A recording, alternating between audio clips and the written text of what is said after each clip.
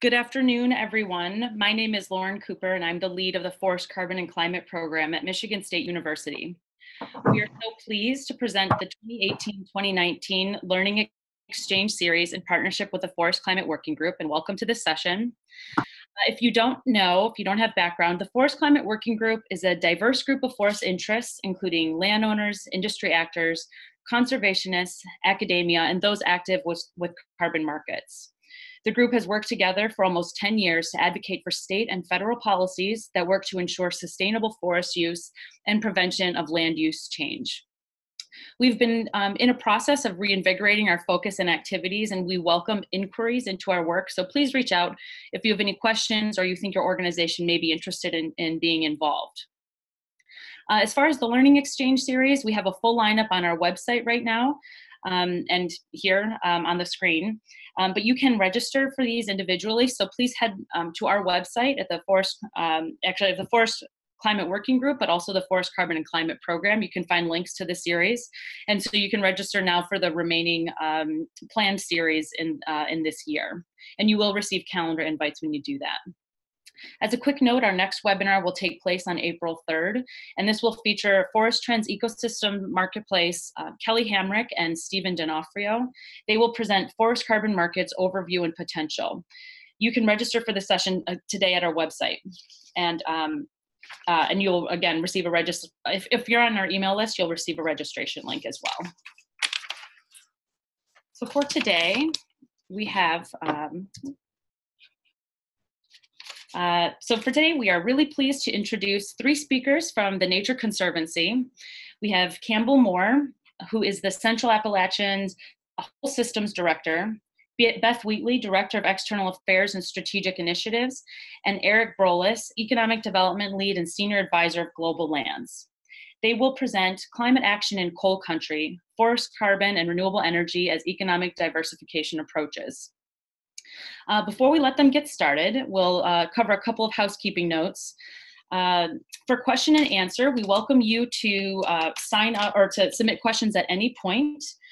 So you can use the chat feature, and again, any point in the presentations, feel free to submit a question. We'll organize them, and we'll present them to the speakers at the end in a 10-minute Q&A. And so you'll see on the Zoom interface, it's a chat button. If you're calling in on the phone, but you can email, you can also send questions directly to forestc@msu.edu, because we do have some folks that just call in. But if you have a question and you can send an email, feel free to reach out. And as a heads up, in case of any outstanding questions, if we run out of time, we will work directly with the speakers and have them address the outstanding questions, and we'll put them together into a PDF that will be posted on our website. Attendees today will receive a 1 credit of a CFE credit from SAF if that's of interest to you. You can reach out to us at forestc@msu.edu, but we do automatically submit that for those that have registered. The session is also being recorded and will be posted on the web along with any supplemental materials such as presentation slides and any additional links that are mentioned today. If you've registered today, you'll receive an email letting you know when that's up and where to find it. And I think that's it for housekeeping. So Campbell, if you're ready, could you please share your screen and begin your presentation? All right. Sharing now. Let me know when you are able to see it. Yeah, we can see your screen. All right. Yep, looks good. Looks good? Yep. Okay, excellent. Thanks so much, everybody, for joining today. So my name is Cam Moore. I'm the director of TNC's Central Appalachians Whole System Program, and I'll be presenting today along with my co-presenters, Beth Wheatley and Eriks Brolis, that were just introduced as well. And, there's so much exciting things happening in the U.S. right now around climate with the U.S. Climate Alliance and a lot of other emerging initiatives. But I think we all know that climate change is such a complex and overarching challenge that we really need to work everywhere to be successful. So we want to talk today about some of the work that we're doing in the Central Appalachians, really focusing on 2 projects, one at a high level, the other in depth, and the innovative approaches that we're finding that we need to use to work on climate action in coal country. So I'm going to dig in. So the Central Appalachians, which is this area in this blue oval here, has been known for quite some time by TNC and partners that we work with as a really important biodiversity hotspot in the United States. This region stretches from Tennessee up to northwest New Jersey and really connects the entire Appalachian chain. But increasingly, we're finding that the story, the sort of news story around the Central Appalachians has to be about climate change. So on the left here, there's a lot to digest here, but this is the results of a 10-year-long, approximately 75-plus scientist effort led by the Nature Conservancy and partners to understand what really constitutes climate resilience on the landscape, and then to map these places and the sort of large continental networks that come from them. So again, the Central Appalachians is here in that blue oval, and pretty much everything that's colorful on here is in the top tier continentally for climate resilience. So these are the areas that we believe have the best chance of really not just surviving, but thriving as the climate changes and continuing to provide really important biodiversity protection and services for people. And in the Central Appalachians, that comes out to a huge area, about almost half the landscape and 21 billion acres of land, primarily forest land. On the right side here, this is just to help sort of visualize this a little bit. This is only one of the data products that goes into this, but it's a product we call the Migrations in Motion, which maps basically the projected species range shifts and movements for many species of mammals, birds, and amphibians over the next 100 years or so as the climate changes, based on available habitat. And you can see that the Central Appalachians here, right along the spine of the Appalachians, is basically the transportation infrastructure for nature in a changing climate, sort of the superhighway of climate resilience. So we're very much about climate resilience here in this part of the world. We're also very focused on natural climate solutions, such as all the forest carbon approaches that everybody on this call is interested in and works on. So this here is from a paper put out by Joe Fargione of the Nature Conservancy last, I think, November, maybe December. And it's assessing 21 what we call pathways. So 21 different approaches for natural climate solutions, such as reforestation, avoided grassland conversion, salt marsh restoration, et cetera. Assessing the total capacity or total potential for these pathways, as well as the potential at different cost thresholds. So you'll see here that natural forest management, what we often refer to in carbon circles as improved forest management, is the highest low-cost pathway in the United States. So basically, from a natural climate solutions potential, our biggest feasible cost lever is with natural forest management. And then reforestation right above that is the highest overall natural climate solutions pathway. So zooming down into the Central Appalachians here, and talking about it, at a high level here, basically, this is a forest carbon stock map of the United States, looking at above ground carbon stocks. And again, the Central Appalachians is here in this blue oval. And in general, on this map, basically darker green means higher carbon stock. I think we all know that high carbon stocks are a decent proxy for natural climate solutions potential. It's not perfect, but it's a decent proxy. But the other attribute that this region really has is low land opportunity costs. So low competition in many places for other land uses for this forest. Some places there is intense competition, but I think we all know that, to get a forest carbon project to really work, it's often not going to be economical if there's high value agriculture competing for that land use, or residential development or something like that. So a ton of potential for NCS in this region. It's the Central Appalachians is a really socially complex and interesting place to do climate work for a couple of reasons. So we have 3 U.S. Climate Alliance states within the region. So Virginia, Maryland, and then New Jersey kind of off the map up here. But we also have some of the largest per capita and in absolute terms greenhouse gas emitters in the country. So West Virginia is the 3rd largest greenhouse gas emitter per capita. Kentucky is number 7.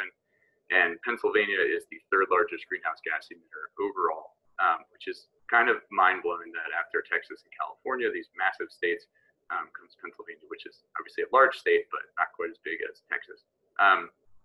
So socially, this is a really interesting place to work on from a climate perspective, because we have some real climate leaders that are really getting out there in front of the problem, like these U.S. Climate Alliance states, and then other states that are really I think just coming to terms with how they can maybe contribute at this point.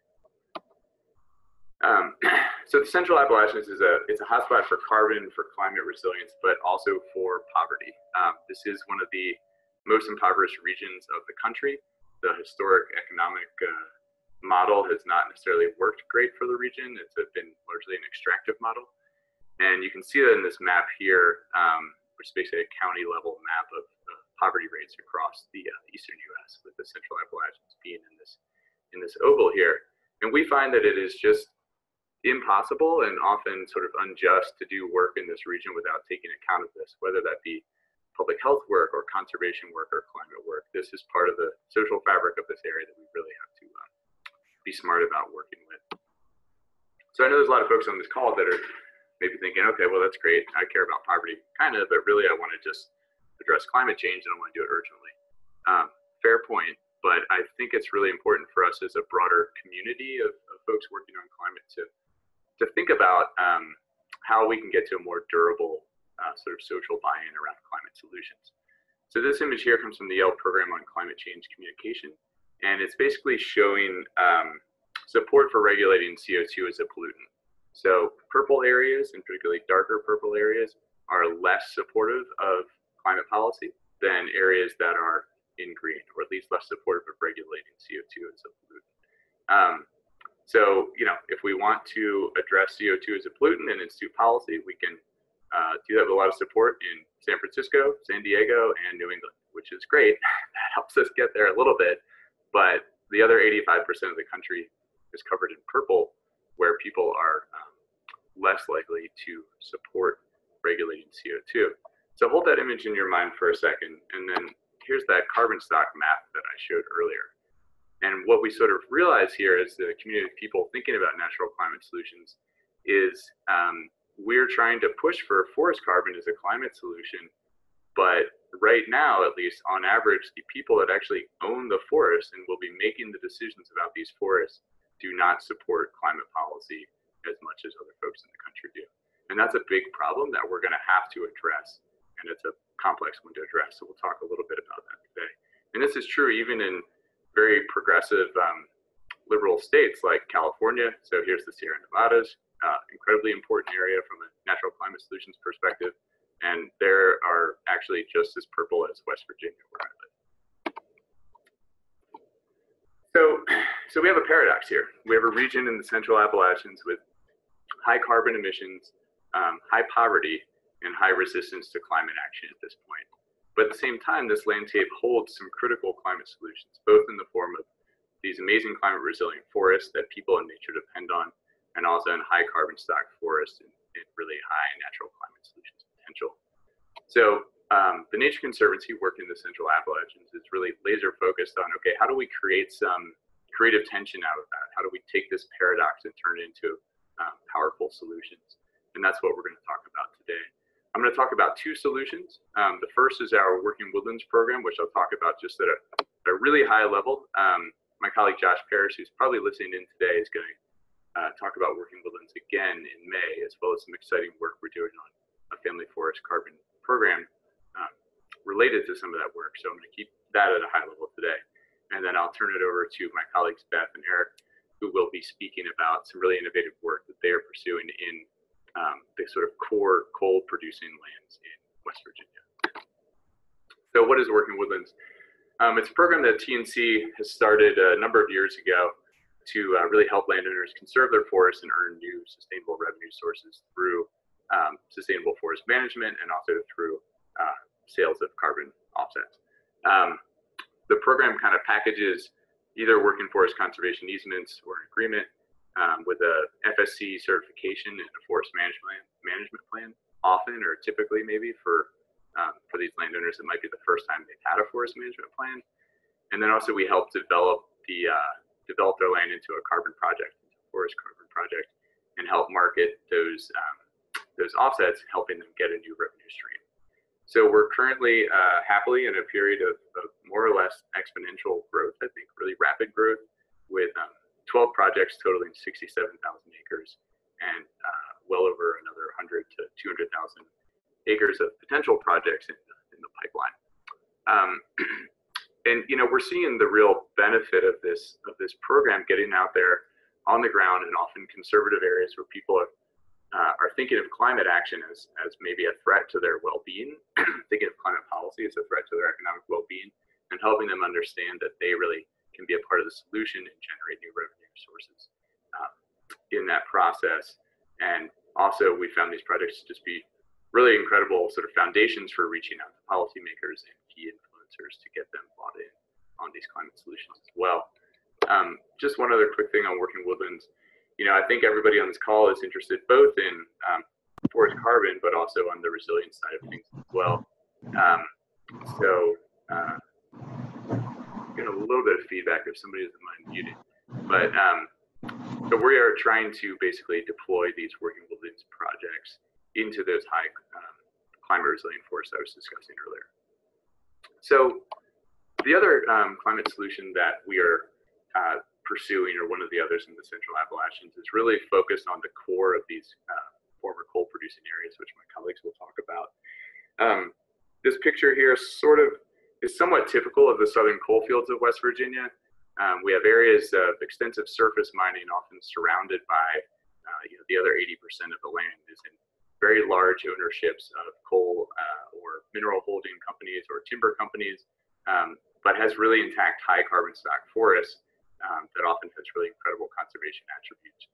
But the history of coal extraction has had really significant impacts on the land. So we have in the Central Appalachians about 1.5 to 2 million acres, depending on the estimate, of more or less permanent deforestation from coal extraction. So areas that were forests were mined and have been reclaimed to invasive grasslands that are often not growing back 4 or 5 decades later.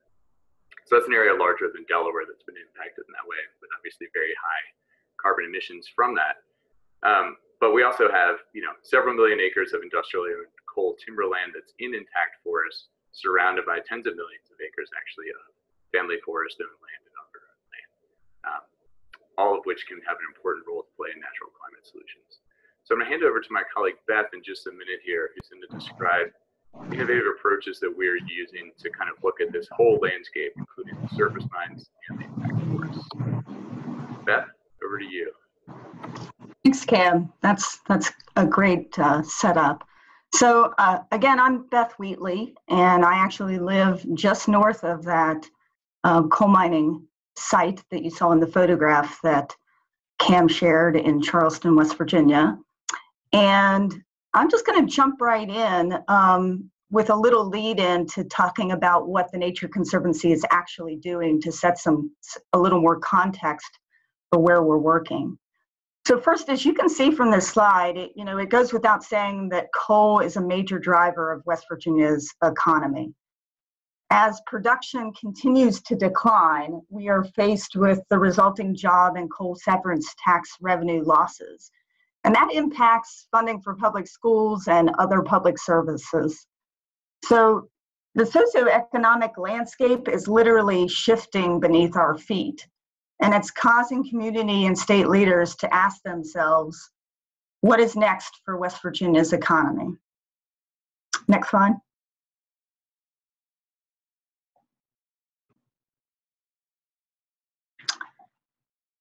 At the same time, our leaders are asking what's next for West Virginia's economy. The owners of former mine lands and the surrounding forests are also asking themselves what their next source of revenue is. These circumstances present a really timely opportunity to catalyze climate-friendly economic activities, such as responsible forestry, across former mine lands and the surrounding forests. This is a scalable opportunity to provide part of the answer for what is next for West Virginia's economy, and it's a chance to develop a roadmap to broader climate solutions for coal country. At the Nature Conservancy, we believe seizing this opportunity is critical. It's critical to what people in West Virginia need most, which is new jobs and new revenue streams. And it's critical to support the states and the whole coal mining region's much needed economic diversification as the world transitions to a low carbon future. It's also critical to restore and conserve our carbon-rich, resilient forests that Cam talked about. And then lastly, it's critical to climate action at the federal level. To that last point, climate action at the federal level, the Nature Conservancy's theory of change is that actions to address climate change in each state across the country will ladder up to ultimately support climate action at the federal level. And those actions must provide wins for coal states like West Virginia that are particularly challenged with a coal-based economy. One of West Virginia's US senators, Senator Manchin, was recently quoted saying, "We're going to surprise a lot of people because climate change has to be on the front burner. Everything we do has to be done with climate change in consideration." This comment represents the sea change that we're experiencing in West Virginia, where climate action has historically been perceived as an attack not only on our economy, but on our livelihoods and our identities. The door is now open to climate action by focusing on putting climate-friendly economic activities on the ground that can actually demonstrate what the wins can be for West Virginia and other coal states.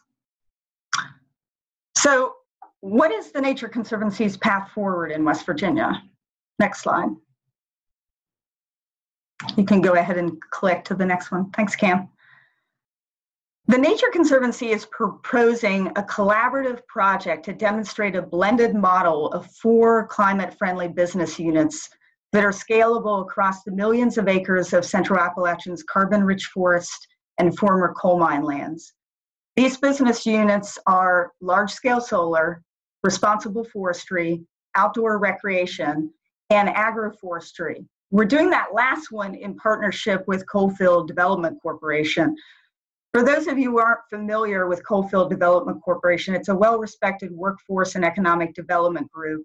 And we're working with this organization not only to incorporate agroforestry, but also specifically to build workforce development opportunities into the project to ultimately create jobs. This project grew out of the Nature Conservancy's focused outreach to stakeholders to learn what they wanted for the state's economic future. So what you're seeing here on the screen really represents a collaborative vision for what can be. We also see this project serving as a much needed focal point to build understanding amongst community and state leaders to show that these type of activities are viable in West Virginia, that they can provide new jobs and new revenue streams, and also to show that it's not a one-off project. These activities are scalable across the 1.5 million acres of former mine lands and around 7 million acres of surrounding industrially owned forest across the region, allowing us to get not only at economic benefits, but climate solutions.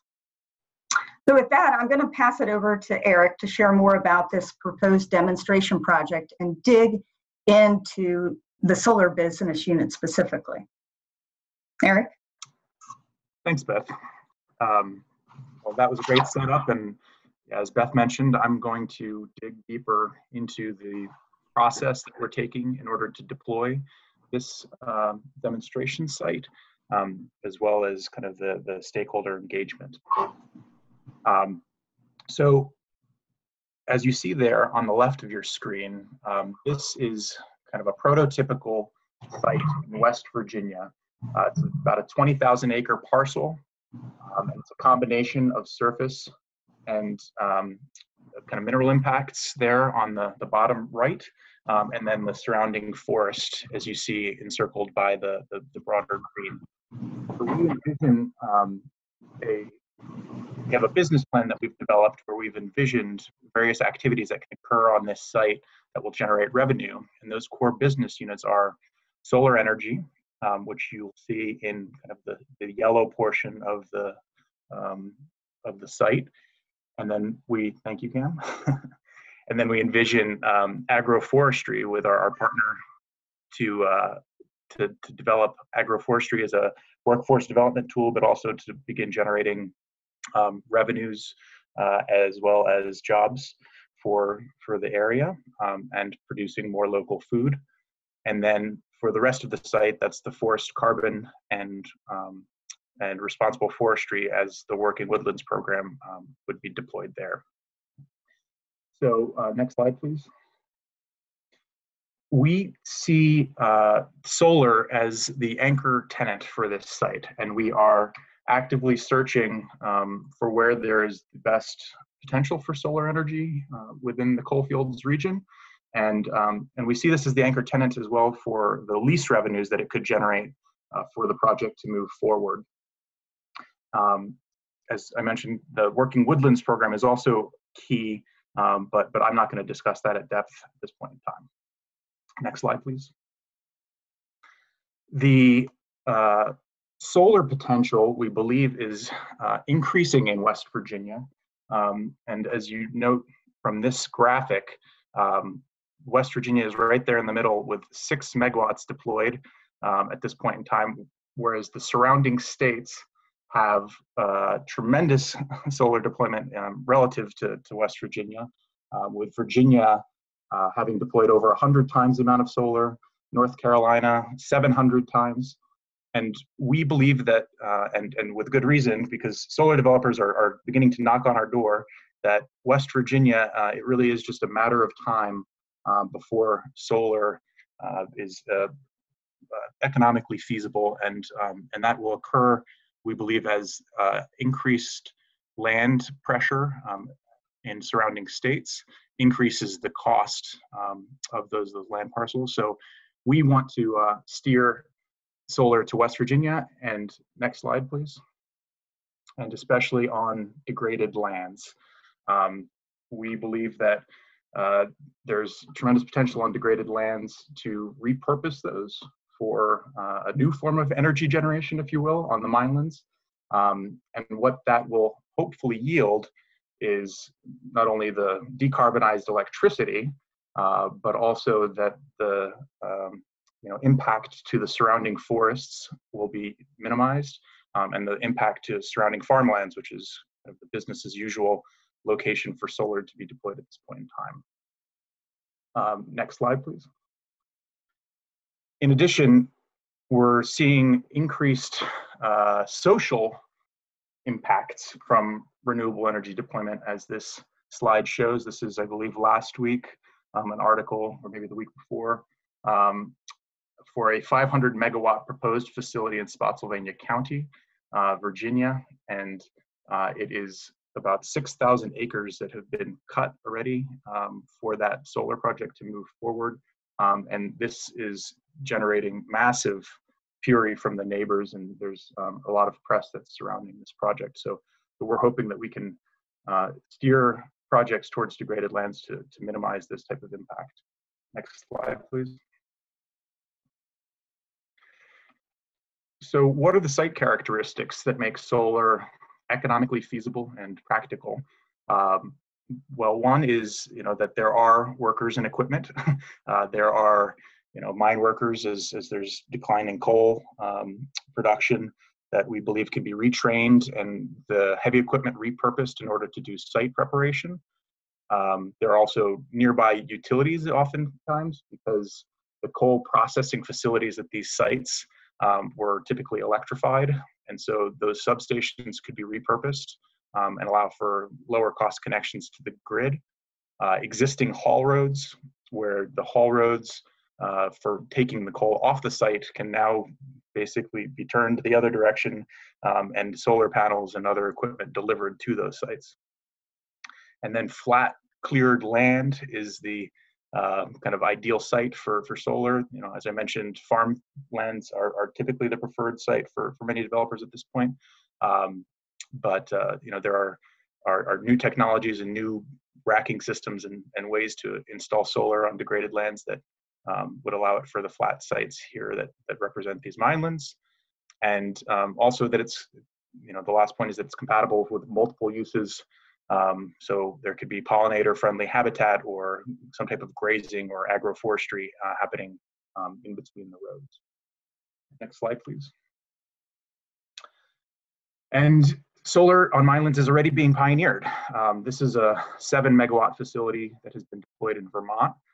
So there are lessons learned from this, and cost reductions that we believe can be built into future projects in West Virginia and other coalfield regions in the Central Appalachians. So we see that this is already happening and would like to catalyze it faster. So next slide, please. And so for the demonstration project, to get that on the ground, we're engaging with key partners and various stakeholders. And this is both for us to execute on the demonstration project, but also to open conversations with surface and mineral property owners, mining companies, potential corporate off-takers for that solar energy, and potentially also for the forest carbon for voluntary compliance purposes. Electric utilities, other nonprofit organizations and solar developers, and then government leaders and regulators. So next slide, please. Again, at first blush, you might think property owners and mining companies would not be open to solar on these minelands, but that is not the case, as we are finding. Property owners are looking for replacement revenue due to the downturn in mining in the region, and these former surface coal mines, which could present liabilities, now have the potential to become assets. They are also very familiar with the current the structure of leasing lands for energy, and solar represents another lease opportunity, albeit on a kind of fixed time period and maybe a more consistent payment schedule. Mining companies, on the other hand, who are those that operate the mining equipment and lease the land from those property owners at current, may be interested in solar on minelands as a post-mine land use, because it may reduce reclamation costs for them to restore those sites and turn them back over to the property owners. Next slide, please. And with electric utilities and corporate off-takers, what is driving them to be interested in solar in the region and on minelands is that the rate of electricity, electricity rates are increasing at a fairly rapid pace. And as you'll see, West Virginia had historically enjoyed relatively low cost electricity, but those costs are increasing quickly. And now West Virginia is troubled because it's locked in to 96% coal-fired generation and is looking for a diversity of sources. Next slide. In addition to the rising costs of electricity for the current installed capacity, the cost of solar photovoltaics has fallen drastically over the last decade. If you focus on that yellow line in the center of this spaghetti mess, you'll see that over the last decade, solar has basically come from off the chart to now less costly than fossil fuel resources, and comparable to wind, and those costs may even continue to decline. Next slide, please. And what this is driving, the combination of increasing electricity rates from the utility sector to lower cost for solar in general, as well as the corporate responsibility goals of many corporations now that's being driven by stockholder pressure, is driving corporate renewable energy deals over the wholesale markets. And this is a chart showing 2014 to 2018, and the rate of increase is also significant there over this kind of time horizon for those corporate deals. And in these corporate purchases, these are facilitated on large-scale projects and is pushing the market, both the utilities, as their current business as usual, but also in looking at ways that the electricity sector is changing as a whole. It must be noted too that we're working with these utilities and corporate purchasers to help commit to sourcing power from these degraded lands, hoping that we can steer purchasing decisions in that direction. And in addition, that we believe that allowing more renewables and what's of interest to the policymakers is having more renewables potentially drive investments by these corporations in locating either manufacturing or other facilities within coal country to utilize these resources. And next slide, please. And the last point is I'll make that, you know, what you saw on the corporate purchases to date is just the beginning. We're seeing tremendous interest. This is the RE100 list. So these are corporations that have committed to 100% renewables by 2050. This list changes. It's already outdated. I put this slide together yesterday. I just saw 3M committed to 100% renewables as well. So this is a quickly emerging marketplace, and we believe that's going to steer far more solar onto the grid and hopefully into the coal country. Next slide. So in summary, as a least cost carbon-free resource, we think that the future for solar is very bright, and the benefits for solar on minelands and rooftops and other degraded lands around the region can be a huge boon economically in creating new jobs, retraining laid off coal workers to apply transferable skills such as heavy equipment operation, site preparation, electrical wiring, and we're developing a workforce development program there in partnership with Coalfield Development Corporation. We believe that this could also attract new manufacturers and employers to the region, and those corporate purchases, you know, are looking, as I mentioned, for the solar, for its renewable qualities and clean energy, but also because it's long-term fixed cost power that can help reduce their fuel price volatility. And then it can also, if that solar is sited there, we believe that localities are interested in pushing this forward to replenish a much needed tax base for both the municipalities and state budgets that have been declining as coal markets have declined, create new revenue streams for mineland owners, and minimize land use conflicts.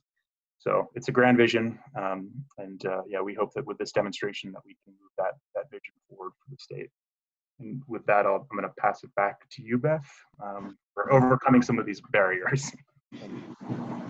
Thank you, Eric. So as you heard from Eric and Cam, there's real opportunity to advance large-scale solar sited on former minelands, as well as responsible forestry, both as business units of our proposed demonstration project, but also more broadly, to scale them across the Central Appalachians, millions of acres of former minelands and surrounding carbon-rich forests. With this said, though, this is a grand vision, as Eric said, and advancing a new climate-friendly economic model in West Virginia is not without real and perceived barriers. I could name several barriers here, but since we've just been speaking of solar energy, let me focus on that. In West Virginia, there are no state policies driving renewable energy. No renewable portfolio standard, no power purchase agreements, etc. This is a real barrier to get to scale. Our proposed demonstration project is not the full solution, but it is a critical part of the solution. We plan to undertake that in lockstep with collaborators to aim to overcome this barrier and other barriers by using the project as a focal point for community and state leaders to build understanding and to ultimately build support for state policy action. We've heard from West Virginia leaders that they want to see projects on the ground to make job creation and revenue generation from activities such as solar real. And we are aiming to do that. Next slide. You can go ahead and click, thanks. So I'd like to wrap up by leaving you with this vision. At the Nature Conservancy, we're working with others towards making this vision into reality by first getting a project on the ground in partnership with Coalfield Development Corporation, a project that could serve as proof of concept. And then once profitability has been successfully demonstrated, we see owners of other large industrial sites replicating, enabling these climate-friendly activities to get to scale, while also developing a roadmap for West Virginia and other coal states. We see on-the-ground projects done in collaboration with community and state leaders as a critical first step to get to climate solutions in coal country. and to ultimately conserve and restore the network of carbon-rich, climate-resilient forests across the Central Appalachians. Thanks. With that, I'm going to pass it off to Cam to close us out. Okay. Thanks so much for that, Beth and Eriks. That was a great presentation. So I just wanted to end with just a couple lessons learned. I'd probably say it's lessons we are learning. I don't know if we've fully learned them yet. And I think it's really applicable to a lot of our climate work everywhere that everyone on this call is really interested in. So one of them is I think we really have to take a holistic view. So both forest carbon and natural climate solutions and renewable energy are critical pieces of a sustainable and healthy climate future. And we need to be realistic about the fact that renewable energy is going to take a ton of land to really get it out there at the pace and scale that we need to deal with this problem. So we're trying to create a model here, right, where we're driving that renewable energy to these degraded lands and preventing conflict with forests for the many values that forests provide, including natural climate solutions. And I think that's really important for us all to consider and to look at land use holistically rather than in silos. Another lesson is really that culture matters. And that kind of feeds into these 3 bullets up here. So, yeah, I think what we're learning is in the Central Appalachians, we have states that are really out ahead of this problem and really going after it. New Jersey, Virginia, Maryland, U.S. Climate Alliance states. In those states, we can and should lead with climate. But we must change the narrative on climate everywhere, including places like West Virginia, Kentucky, places like that. And natural climate solutions and renewable energy as job creators can help. So we need to understand the culture of these regions and how we can create climate solutions that fit into that so we're not banging our heads against the wall. West Virginia has an identity. It has two main identities. One is around its nature and its mountains, and the other is around its identity as an energy state ever since it was created, basically. So we're trying to create a demonstration project that plays to that. And then the third lesson is something I think we can all relate to, which is that seeing is believing. We need to get stuff on the ground to demonstrate to landowners, policymakers, and key influencers that a different future is possible everywhere, including places like West Virginia. So I will just end by saying, thanks everybody for tuning in today. We're super excited to take some questions. And if you haven't spent time out in the Central Appalachians, you are missing out, as this photo helps convey. It is one of the most beautiful places in the world. So come visit. Well, thank you very much. This is Lauren again chiming in. So Campbell, Beth, Eric, thank you very much. This is really informative, very interesting. We have some questions here. I'll let you keep the screen for now, though, just in case you want to scroll back to any. You have a number of really great graphics in there. So why don't you keep the screen for now? But I'm not sure who's best for most of these questions, so I'll just throw them out to all 3 of you, and you can just jump in as needed. So the first question we have here is, could you explain more about what an agroforestry project would look like? So you mentioned local food, but what exactly would an agroforestry project look like in this case? Yeah, happily. This is Eriks, I'll take that one. So yeah, the partner organization, Coalfield Development Corporation, has a small scale site that they've been piloting some of these activities, and they're doing mixed species orchards, as well as some kind of inter-row grazing of various animals. So it's kind of the intentional combination of woody crops as well as animals. So that seems to be the best solution for these sites because the lands are fairly degraded. So growing kind of higher value species or doing like quick annual vegetables doesn't seem to work as well. Great, thank you for that. And we have another question, and I don't know the exact context, but I know that it was mentioned, recreational opportunities were mentioned. And so this question is about more detail about what type of recreational opportunities do you envision, and what do you think demand for those opportunities looks like, and like who would you be serving with that? Sure. Beth, would you like to take that, or would you like me to? I'll start to answer that, Eric, and then please jump in. So as in the context of the demonstration project, as we initially were looking at this, we were primarily focused on hunters, simply because there is in West Virginia a large demand for areas for hunting, and hunting leases are something that would allow us to provide an additional revenue stream on top of the responsible forestry. With that said, more broadly, we are wanting to open up through this project public recreational opportunities for the community. And there's actually, I can't speak specifically to demand, but the one thing that I can say about that is that there have been recent large investments by the state of West Virginia in acquiring and conserving lands in the southwestern coal fields of West Virginia. And I think that in and of itself speaks to the demand for new opportunities. So I'll stop with that. Great. And I might just add to one of the other options, and one of the projects that we're looking at emulate potentially is the Wayne National Forest in Ohio has been developing mountain bike trails as a public-private partnership. And we believe something like that could also be a potential for these areas that, both in the forest areas, but also on some of the minelands that, those are features that mountain bikers might find interesting to bike on. And hey, Lauren, this is Cam. I'll just chime in with one more thing.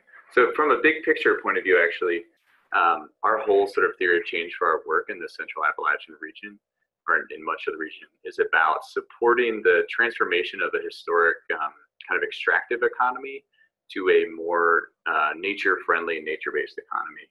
We think that's critical for addressing some of these climate challenges and other things. And tourism is the fastest growing sector of West Virginia's economy, for example. So I think there's a piece too around ensuring it's all nature-based tourism, more or less. Like, that's why people come here. It's a beautiful place. So there's a piece there too around supporting those economic sectors that help us keep forests intact, for example. Okay, great. Thank you very much for that. That was helpful. Another question we have here, which was kind of getting back into some of the land use questions about like the trade-offs between solar and standing forests and some of the issues with that. And this question asked, why not focus on reforesting denuded mining lands and using solar in areas that are already characterized by impervious surfaces? Yeah, why don't I take a first stab at that, and then Eric, if you want to chime in on a piece too, that might be good. So we've looked a lot at reforestation of these surface mines, and we would love to see that happen. We are working on that we've been working on it for years, actually, with a bunch of partners, Forest Service and others. But the reality is it takes often, it's up to $2,000 an acre to do reforestation on these lands because they've been so heavily impacted, and we're talking about 1.5 to 2 million acres. So do the math, it's several $billion. And the reality is that, if we sort of zoom out and look at the whole U.S., or even just the Eastern U.S., we need renewable energy. It needs a lot of land, and we kind of want to play our part in a way and allow these heavily degraded lands to be the places where some of that happens, rather than displacing forests in states surrounding the Central Appalachians, for example, by solar development, which, as Eric mentioned earlier, is starting to happen and is slowing the adoption of renewable energy. So definitely support that, and but we're just trying to figure out how to take a holistic view there. And Eriks did some assessment, which he can speak to in a second, I think, around looking at, what percent of, at a high level, at least what percent of this 1.5 to 2 million acres of minelands might be suitable for solar, because not all of it is. Eriks, do you want to mention the results of that, even though it was high level, I know? Sure. Yeah. Thanks, Cam. I think you covered that really well, but just a couple more points. Yeah, that there was approximately 400,000 acres we think could be suitable out of that total. And as Cam mentioned, a lot of that is incredibly heavily impacted, and is kind of the flatter portions of these lands as well. So that, I think, is one consideration. And then just to echo and kind of reinforce what Cam was saying in terms of a renewable future, as we look at some of these estimates moving forward in terms of the future needs for electricity as our lives become more digitized, and let's say the vehicle fleet gets electrified as well, and we're moving away from liquid fuels. I truly believe that there's going to be a need for tremendous amounts of renewable energy moving forward to power that type of a future. So I think we need to cover rooftops, and already impervious surfaces to the extent possible. But I don't necessarily think that's going to be sufficient to be able to get us all the way there to this broader scale renewable future. Thank you very much. And the next question is more geared towards the forestry sector. Kind of part of this renewable future and thinking differently about developing a different sector away from coal production. But we all know that there's challenges to the forestry sector, particularly in transportation or in having adequate processing plants.